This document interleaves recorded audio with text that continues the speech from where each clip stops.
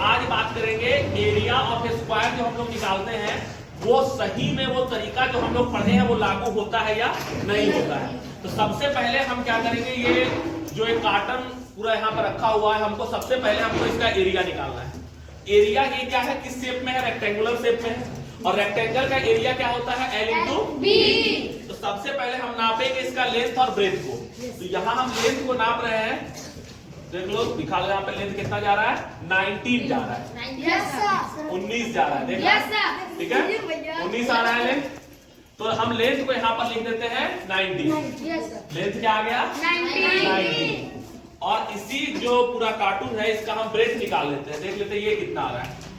ये हमारा जा रहा है 13 से थोड़ा सा ज्यादा जा रहा है, तो थोड़ा बहुत जो है हम लोग इग्नोर करेंगे, 13 ही मान लेते हैं। ठीक है, तो ब्रेथ हमारा क्या आ गया, 13 आ गया। तो चलो जल्दी से गुना करके इसका एरिया को बताओ। 247। आपको ये तो पता चल गया। अब हमको यही कहता है कि एक क्या है प्लॉट है, उसका लेंथ और ब्रेथ तुमको दे दिया।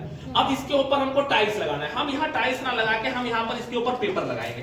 बहुत सारा पीसेस ऑफ पेपर है और सारा पेपर का लेंथ और ब्रेथ सेम है, रेक्टेंगुलर शेप में है। अब लेकिन हर पेपर का लेंथ और ब्रेथ क्या है, ये भी एक बार चेक कर लेते हैं। ठीक है, तो हम यहाँ से इसको नाप लेते हैं, इसका लेंथ और ब्रेथ एक पेपर का कितना है, सब पेपर लगभग सेम है।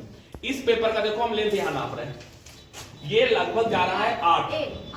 ठीक है, तो पेपर जो हम लिए हैं अपना, उस पेपर का लेंथ क्या जा रहा है, 8 जा रहा है। और इस पेपर का जो ब्रेथ जा रहा है वो देख लो एक बार, 6।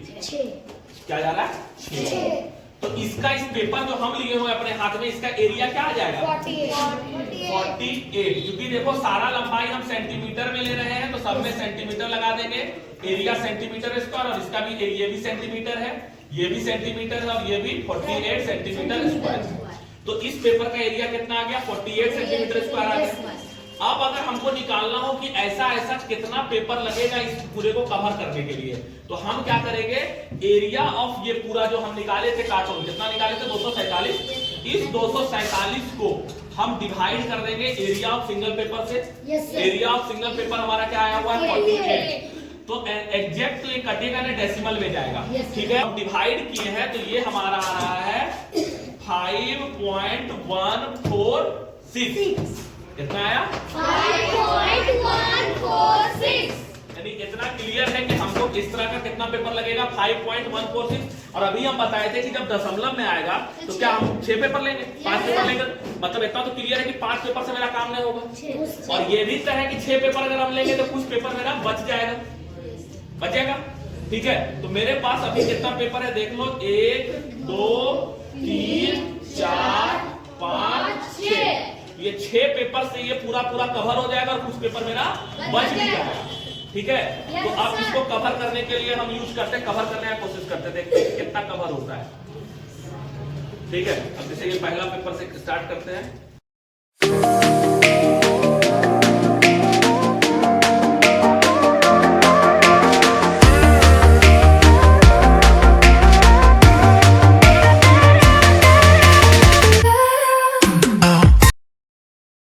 पेपर लग गया, लेकिन कवर अभी पूरा नहीं हुआ, अभी भी इसमें बाकी है। तो ये छठा पेपर है मेरा, लेकिन जो मेरा कैलकुलेशन बता रहा है छठा पेपर पूरा नहीं लगेगा, कुछ बचेगा।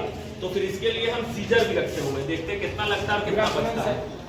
अब देखो यहाँ पर जो है हमारा कटेगा, ठीक है, कटेगा। तो यहाँ पर से कुछ हिस्सा हम पहले काट के निकाल लेते हैं एक। ठीक है, अब यहाँ से इसको निकाल लिए। अब ये यहाँ पर हम लगा देंगे। ठीक है, लगा दिए। ठीक है, अब थोड़ा सा यहाँ बचा हुआ है, जो जितना बचा हुआ है उतना इसको कवर कर देगा, ये कवर कर देगा इतना। ठीक है, इसको भी यहाँ से फाड़ लेते हैं,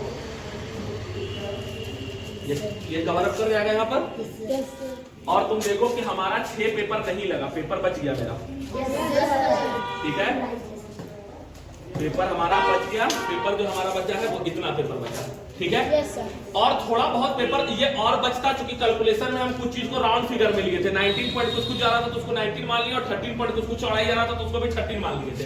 तो थोड़ा बहुत मिस्टेक किए थे, जिसके कारण कि पेपर जो मेरा बचा है ये एक्यूरेट नहीं है, थोड़ा सा और बड़ा बचता। लेकिन पूरा नहीं बचा क्योंकि कुछ कुछ जगह पर हम लोग मिस्टेक किए थे और यहाँ भी कुछ कुछ जगह पर पेपर मेरा ज्यादा चढ़ गया, एक ही पेपर के ऊपर दूसरा पेपर चढ़ गया, तो थोड़ा बहुत कैलकुलेशन में मिस्टेक हुआ है, लेकिन फिर भी अप्रॉक्स में इतना क्लियर है कि 5.146 आ रहा है, तो मेरा 6 पेपर नहीं लगेगा और 5 पेपर में भी काम नहीं होगा। ठीक है, तो 6 पेपर का एक बहुत छोटा सा हिस्सा हमारा बच जाएगा।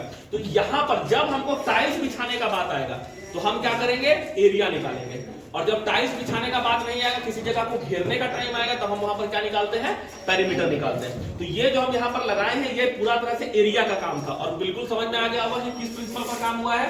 सबसे पहले एरिया ऑफ फ्लोर निकाल दिए, और फिर एरिया ऑफ वन टाइल्स निकाले, उससे डिवाइड कर दिए, और फिर उसी को हम वहां पर चिपका के देखे, तो जो हम पढ़ते हैं यहाँ पर वो सही है। ये वेरीफाई भी हमारा मैथमेटिकल एक्सपेरिमेंट से भी हो जाता है, तो बिल्कुल सही है, इसमें कहीं से कोई दिक्कत नहीं है।